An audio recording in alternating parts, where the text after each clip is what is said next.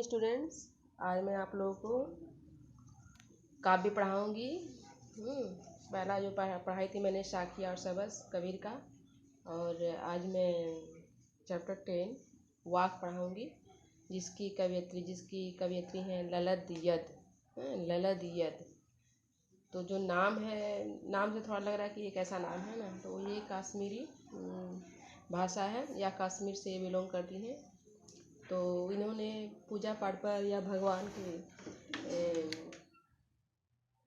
दर्शन या मुक्ति का मार्ग एक भगवान की भक्ति ही माना है कि ये सारा सब कुछ व्यर्थ है, और ये शंकर भगवान में ज़्यादा विश्वास करती हैं, उनकी पूजा करती हैं। और इस संसार से अगर आपको पार होना है या फिर इस संसार में नहीं आना है कभी, तो फिर भगवान की भक्ति ही श्रेष्ठ मार्ग है। तो आज हम लोग पढ़ेंगे इनके बारे में। पहले ये ललद यद हैं कौन, कहाँ से हैं, और फिर इन्होंने जो कविता लिखी है वाक, उसके बारे में पढ़ेंगे। तो सबसे पहले हम लोग इनका परिचय पढ़ लेते हैं। जीवन परिचय है।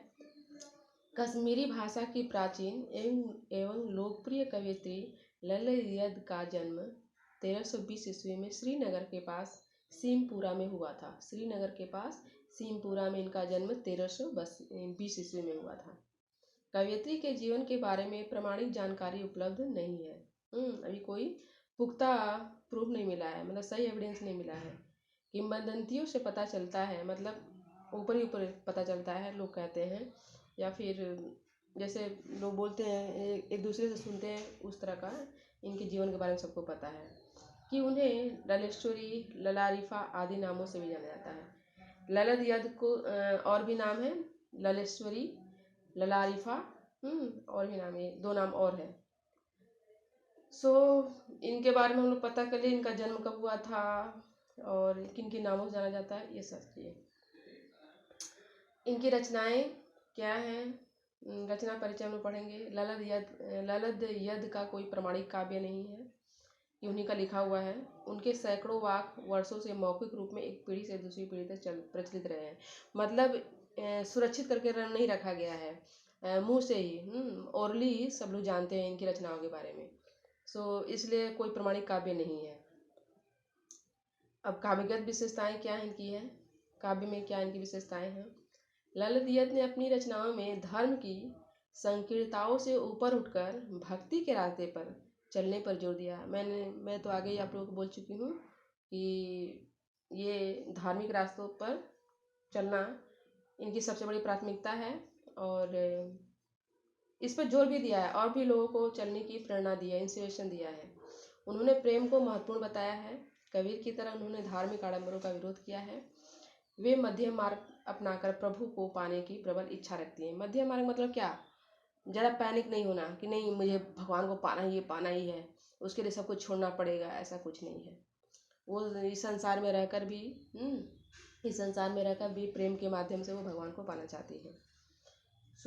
इनका बहुत कुछ जो विचार है, व्यू है, वो कबीरदास से भी मिलता है, क्योंकि कबीरदास भी उनका भी संसार था, उनके भी बाल बच्चे थे, उनकी भी गृहस्थी थी, उसमें वह भगवान की भक्ति प्रेम के माध्यम से भगवान को, मतलब भगवान में वो रम गए।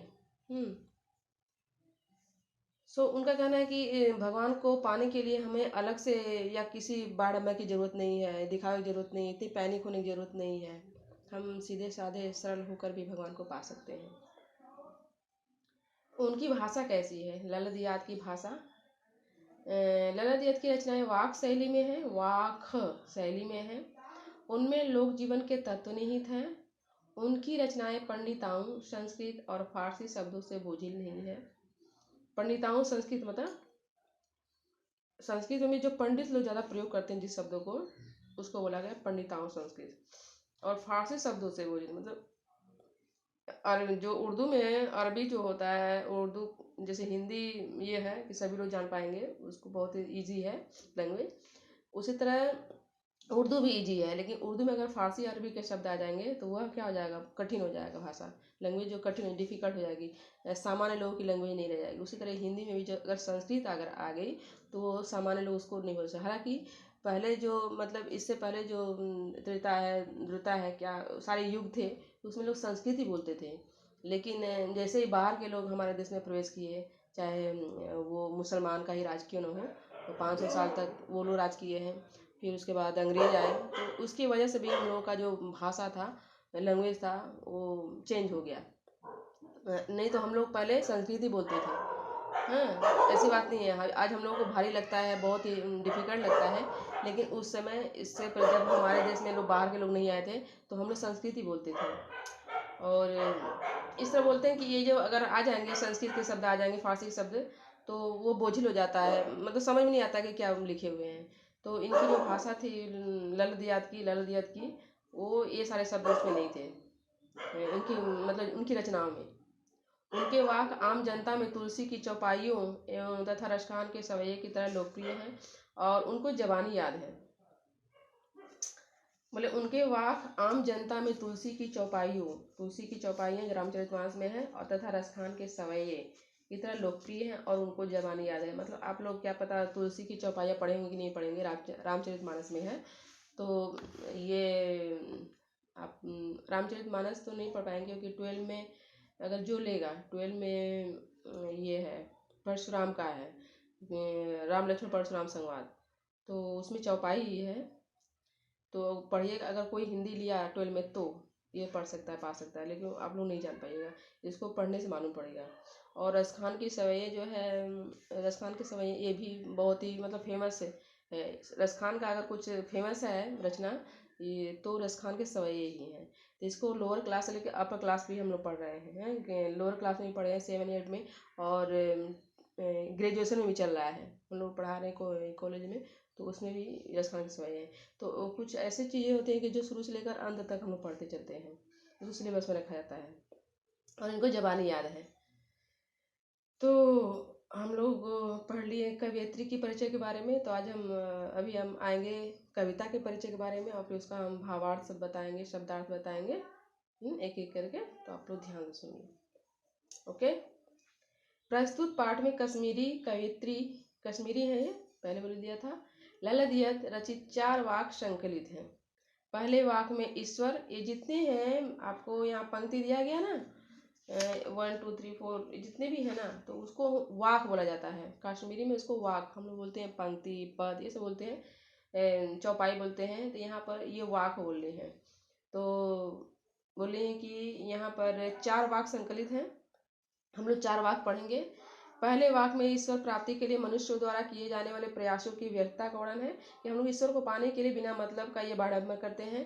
तथा दूसरे वाक में जाति और धर्म की सीमाओं से ऊपर उठकर समानता की भावना अपनाने पर बल दिया गया है, कि हम लोग, हमारा जो खासकर इंडिया भारत है, हम लोग जाति धर्म में ही उलझ गए हैं। इसलिए हम लोग मतलब क्या, जितनी जल्दी हम लोग आगे बढ़ सकते थे, उतनी जल्दी हम लोग नहीं बढ़ पा रहे हैं। हम लोग को टाइम लग रहा है, बढ़ रहे हैं लेकिन टाइम लग रहा है। तो कवियत्री कहने का मतलब यही है कि हम लोग इन सारे झंझटों से, इन सारे आडंबरों से, जो कि जाति धर्म ये हमारे विकास में बाधक है, इनसे ऊपर उठकर हमको समानता की भावना से सबके साथ व्यवहार करना चाहिए। तीसरे वाक्य में है, पहले वाक्य में बता दिया, दूसरे वाक्य में, तीसरे वाक्य में दिया गया गुरु महिमा, मतलब गुरु का महत्व बताया गया है कि गुरु का हमारे जीवन में गुरु का महत्व कितना बड़ा होता है। एक माँ बाप, एक तो जन्म देने वाला वो तो है ही है, लेकिन एक गुरु जो हमको रास्ता दिखलाता है, क्या सही है क्या गलत है। तो गुरु की महिमा बहुत बड़ी महिमा होती है, इसको इन्होंने बताया है। इस सच्चे गुरु को प्राप्त करने, भवसागर से पार पाने एवं मतलब इस संसार से अगर पार होना है, तो एक सच्चा गुरु आपको जरूर चाहिए। सच्चा गुरु ही आपको अच्छे और बुरे चीज़ों की डिफरेंस, अंतर को बता सकता है। लेकिन आज जो दिन चला है, आज जो माहौल बना हुआ है, सच्चे गुरु बहुत ही कम मिलते हैं। बहुत ही भाग्य वालों को, भाग्यशाली जो होते हैं कि उनको अच्छे गुरु मिलते हैं। क्योंकि अभी जो ट्रेंड चला है, गुरु से ज़्यादा स्वार्थपरता की, स्वार्थ से भरे हुए लोग अभी हैं, कि मतलब क्या, हमको अगर पैसा मिलता है तो उतना ही पढ़ाएंगे, हमको ज़्यादा पढ़ाने की ज़रूरत नहीं है। लेकिन ऐसे नहीं, पहले का माहौल था, अभी भी है, लेकिन मतलब क्या है, संख्या कम हो गई है, संख्या कम हो गई है। अभी अगर किसी को कोई पढ़ाएगा तो वो रहे कि नहीं, हमको पैसा लेना है, मुफ्त नहीं पढ़ाएगा। तो ये क्या है, हमारे पास मतलब एक हो सकता है ज़रूरत भी है कि अगर हम घोड़ा घास से दोस्ती करें तो खाए क्या। अगर मैं पढ़ाऊँगा किसी को, टाइम दूंगा, तो आखिर मेरा भी तो खर्चा है, मेरा भी तो संसार है। तो सो ये भी हो सकता है, मजबूरी भी। लेकिन एक सच्चा गुरु जो है अपने शिष्य को अच्छी राह दिखाता है, और उसके लिए वह कोई पैसा रुपया टाइम मायने नहीं रखता है। अगर वो सचमुच में उसकी हेल्प करना चाहता है तो वह कर सकता है, किसी भी तरह से कर सकता है। उसके लिए कोई मतलब रुकावट नहीं है, कोई बहाना नहीं है। चौथे वाक्य में धर्मगत संकीर्णता को त्यागने तथा प्रत्येक प्राणी में ईश्वर के समाये होने की बात कही गई है। चौथे वाक्य में क्या गया, धर्मगत संकीर्णता, मतलब धर्म को लेकर इतना मतलब पागलपन है। और संकीर्णता को मतलब क्या, हम अगर ऊंचा जाना चाहते हैं या हम मानवता के रास्ते जाना चाहते हैं, हमको मेरे ख्याल से धर्म तो रहना ही नहीं चाहिए। जो मानवता में बाधक हो रहा है, उस चीज़ को त्याग दो, उसको खत्म कर दो। तथा प्रत्येक प्राणी में ईश्वर के समाये होने की बात कही गई। अगर कोई एक धर्म है तो वो सिर्फ मानव धर्म होना चाहिए। ये जितने भी धर्म बनाए गए हैं वो सब क्या है, आपस में लड़ाने की बात करते हैं। मतलब आपस में लोग उसको देखकर लड़ते ही हैं कि ये मेरा चीज़ महान है, मेरा महान है। तो मेरा मेरा करते करते क्या हो जाता है, हम अपना खो जाते हैं, हम अपने आप में खो जाते हैं, हमारा अपना कुछ रह ही नहीं जाता है। तो धर्म जैसी चीज़ क्या होती है कि हमारे जो मानवता जो है, जो मनुष्य का जो धर्म है वो खा जा रहा है, उसको वो समाप्त करता जा रहा है। धर्म हमारे लिए रक्षक नहीं भक्षक होते जा रहा है। तो इस पर इन्होंने ये लास्ट में किया है, चौथे में लास्ट में धर्म के ऊपर प्रहार किया है। पहला वाक्य जो है देखिए, पहला जो वाक्य है वाक है, रस्सी कच्चे धागे की खींच रही मैं नाव, जाने कब सुन मेरी पुकार, करे देव भव सागर पार। पानी टपके कच्चे सकोरे, व्यर्थ प्रयास हो रहे मेरे, जी में उठती रह हूँ, घर जाने की चाह घेरे। यहाँ पर पहले हम लोग शब्द देख लेते हैं। नाव का मतलब होता है शरीर रूपी नाव, ये जो हमारा शरीर है एक नाव है। देव मतलब प्रभु भगवान, भवसागर मतलब संसार है। इस कच्चे सकोरे मतलब मिट्टी का बना छोटा पात्र, कच्चे सकोरे मतलब मिट्टी का बना छोटा पात्र जिसे पकाया नहीं गया। भूख मतलब तड़प, वेदना, चाह मतलब चाहत इच्छा। ओके। अब हम आते हैं मेन पॉइंट भावार्थ पर। भाव क्या कहने का है, इस कविता कहने का मतलब क्या है, कहती है कि वह सांसों की कच्ची रस्सी के सहारे या शरीर रूपी नाव को खींच रही हैं। हम किससे जीवित हैं, हमारी जो सांस जब तक है तभी तो जी रहे हैं। कच्ची रस्सी, ये जो सांस है कच्ची रस्सी है, कभी भी टूट सकती है। पता नहीं ईश्वर मेरी पुकार सुनकर मुझे भवसागर से कब पार करेंगे। जिस प्रकार कच्ची मिट्टी से बने पात्र से पानी टपक टपक कर कम होता रहता है, उसी तरह समय बीतता जा रहा है और प्रभु को पाने के मेरे प्रयास व्यर्थ सिद्ध हो रहे हैं। उन्होंने ये दिया है कि मिट्टी का जो बना पात्र होता है उसमें अगर पानी डाल दे तो पानी क्या होता है, धीरे धीरे टपक टपक कर खत्म हो जाता है। उसी तरह हमारा जो भी जीवन है, हम भगवान को खोजते खोजते उनको पाने के लिए हम धीरे धीरे हम भी समाप्त हो रहे हैं। और भगवान पता नहीं कब मिलेंगे, बहुत इच्छा है मिलने की। और हमारा जो ये शरीर है वह नाव रूपी शरीर है, जिसको कौन ढो रहा है, कि कौन खींच रहा है, कौन ले जा रहा है, सांस रूपी कच्ची रस्सी है, जिसके सहारे यह जो नाव रूपी शरीर है उसको खींचा जा रहा है। कवियत्री के मन में बार बार एक ही पीड़ा उठती है कि कब यह नश्वर संसार छोड़कर प्रभु के पास पहुंच जाए और सांसारिक कष्टों से मुक्ति पा सके। इस संसार में कवियत्री को लग रहा है बहुत दुख है, बहुत दुख मतलब क्या है, सबसे मेरे तरफ से है कि मुझे तो बसने दुख तो है ही सबको, लेकिन एक दूसरे को मतलब हमारे सामने अगर और भी कोई दुखी आ जाता है और जिसकी हम हेल्प नहीं कर पाते हैं, तो वहाँ पर और भी दुख हो जाता है कि इस संसार में दुख ही दुख है। अगर हम किसी की हेल्प नहीं कर पाते हैं तो वो सबसे बड़ा दुख होता है। अपना दुख तो होता ही है कि बार बार जन्म लेना, बार बार फिर मरना, बार बार जन्म मरना, लेकिन उससे बड़ा दुख होता है कि हम किसी को दुखी देखते हैं तो और हम हेल्प नहीं कर पाते हैं, तब और भी बड़ा दुख होता है। तो इस संसार से कवियत्री, ये जो नश्वर संसार है मतलब क्या है, सब कुछ यहाँ पर खत्म होने वाला है, कोई भी यहाँ पर जीवित नहीं रहने वाला है, सब कुछ समाप्त होने वाला है। तो उस संसार से कवियत्री क्या कहती है कि हम मतलब जितना जल्दी हो सके भगवान हमको मिले और यहाँ से हम चले जाएं, या फिर इस संसार में दोबारा ना आना पड़े। क्लियर। अब आएंगे वाक्य नंबर 2। वाक्य नंबर 2 में क्या है? खा खाकर कुछ पाएगा नहीं, न खाकर बनेगा अहंकारी, सम खा तभी होगा संभावी, खुलेगी सांकल बंद द्वार की। खा खाकर कुछ पाएगा नहीं, न खाकर बनेगा अहंकारी, सम खा तभी होगा संभावी, खुलेगी सांकल बंद द्वार की। अहंकारी मतलब अभिमानी, घमंडी। सम मतलब इंद्रियों का शमन, बराबर, जो इंद्रियां बराबर होती हैं। संभावी मतलब समानता की भावना। सांकल मतलब जंजीर, जंजीर जिसे बांधा जाता है।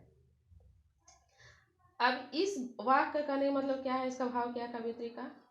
कवियत्री कहती मनुष्य को मध्यम मार्ग अपनाने की सीख देती है और कहती कि हे मनुष्य, तू इन सांसारिक भोग विषमताओं में डूबा रहता है, इससे तुझे कुछ प्राप्त होने वाला नहीं है।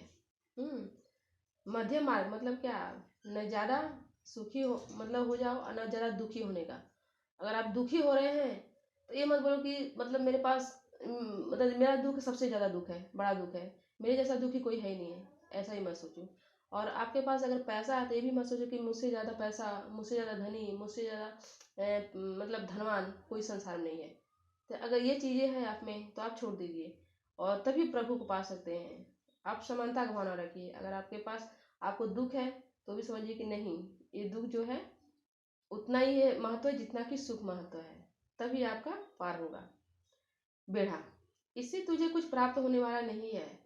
तू इस भोग के खिलाफ त्याग तपस्या का जीवन अपनाएगा तो मन में अहंकार ही बढ़ेगा। बोले तू इस भोग के खिलाफ, तू इस भोग के खिलाफ त्याग तपस्या का जीवन अपनाएगा तो मन में अहंकार बढ़ेगा।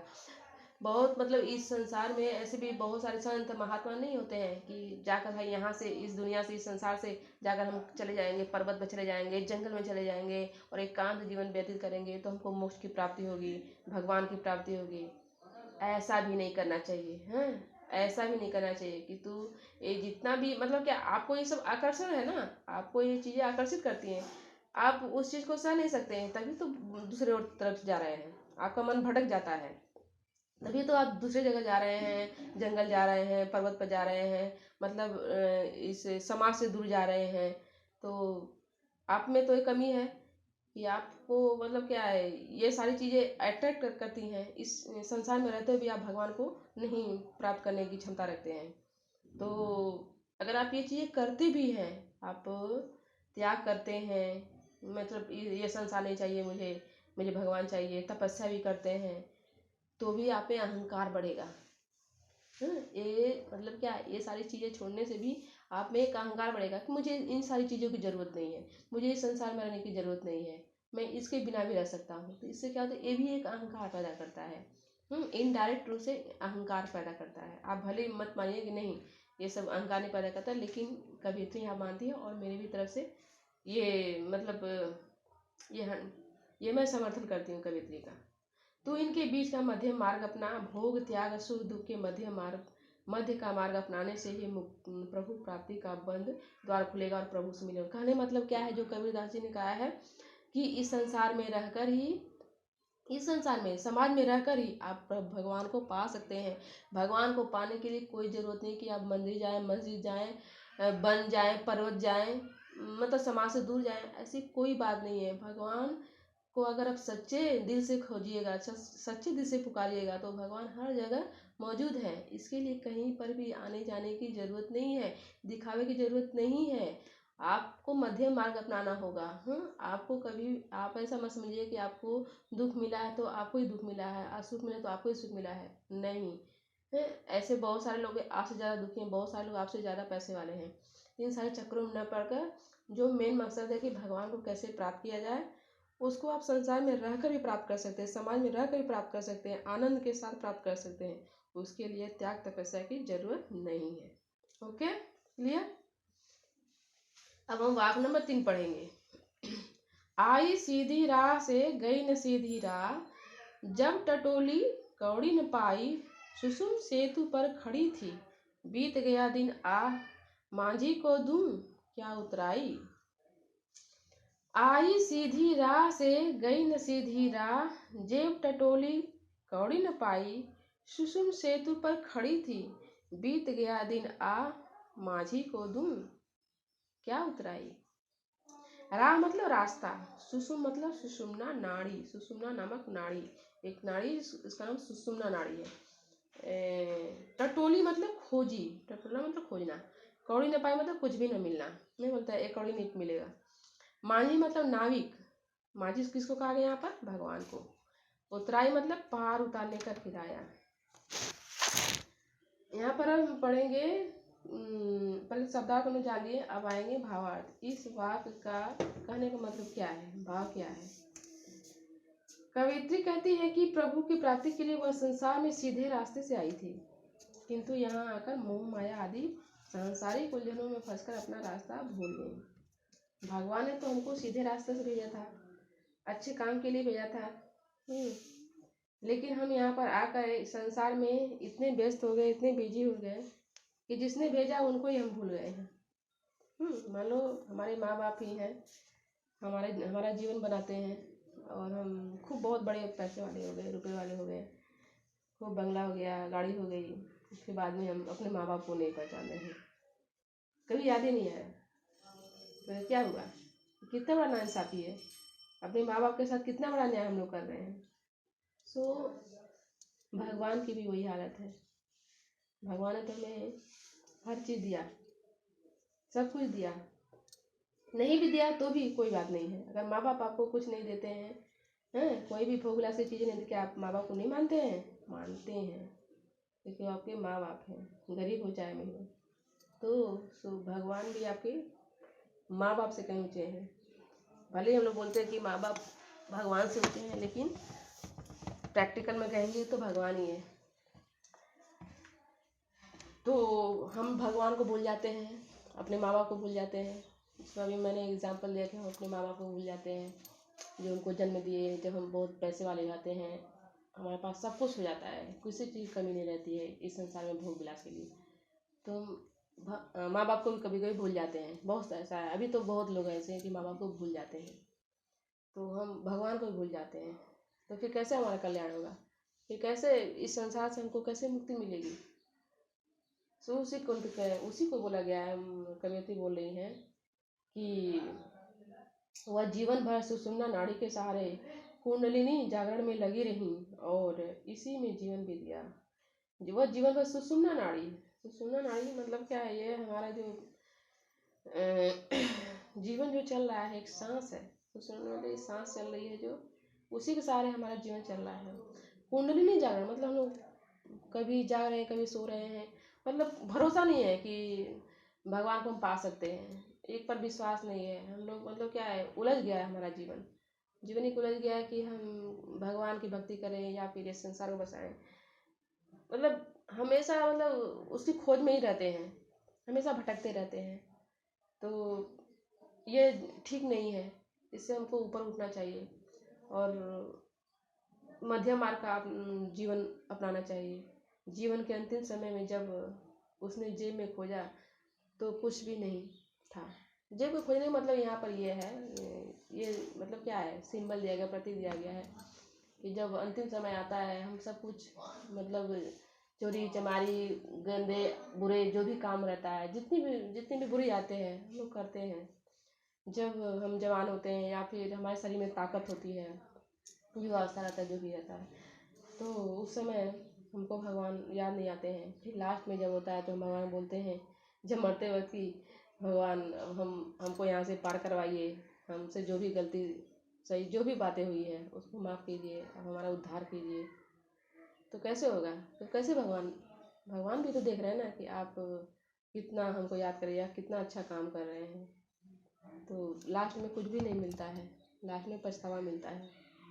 अब उसे चिंता सता रही है कि भव सागर से पार उतारने वाले प्रभु रूपी मांझी को उतराई के रूप में क्या देगी, अर्थात वह जीवन में कुछ न हासिल कर सके। इस संसार में आकर केवल हम लोग जो चीज़ें नश्वर है, जो चीज़ें नष्ट होने वाली है, उसके पीछे भाग रहे हैं। दिन रात हाय है, पैसा है, रुपया है, गाड़ी है, बंगला है, सब कुछ उसी के पीछे सारा जीवन हमारा। हाँ, हम अपने शरीर को कितना कष्ट दे रहे हैं, हालांकि सब कुछ यहीं पर नष्ट होने वाला है।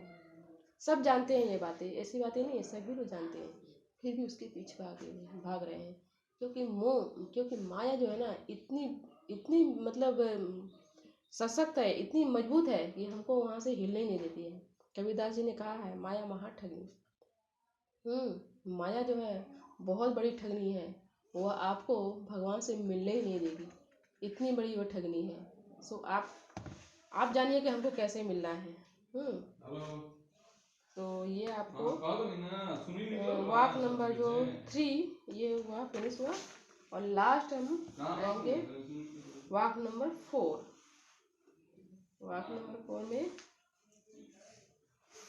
थल थल में बसता है शिव ही, भेद न कर क्या हिंदू मुसलमान, ज्ञानी है तो स्वयं को जान, वही है साहिब से पहचान। थल थल में बसता है शिव ही, थल मतलब जमीन स्थान,